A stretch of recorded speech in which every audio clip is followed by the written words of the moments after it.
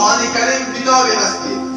الله تبارک و تعالی میفرماید کتاب انزلناه الیک مبارک. این کتابی که به طرف تو، این کتابی که به تو ما نازل کردیم ای پیامبر، این کتاب صفت این کتاب مبارک است. مبارک کثیر الخیر، حافظه مبارک، عالمه مبارک، خادمه مبارک، سامعه مبارک. حافظ قرآن مبارک است، عالم قرآن مبارک است، خادم قرآن مبارک است، سامع قرآن مبارک است.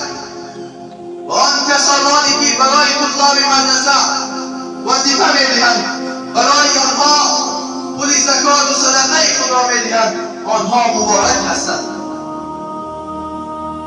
قرآن کریم تنها فقط به خاطر در رمضان نیامده است که من و شما متاسفانه امروز فقط قرآن را مخصوص به رمضان کردیم و یا بر سر این مرده ها که وقتی در یک خانه کسی وفات میکند باید سر مرده خوانده شود یا در ماه مبارک رمضان ختم کرده شود، در حالی که الله تبارک و تعالی در قرآن می‌فرماید وننزل من القرآن ما هو شفاء و رحمة للمؤمنین یا ایها الناس قد جاءتكم موعظة من ربكم وشفاء لما في الصدور.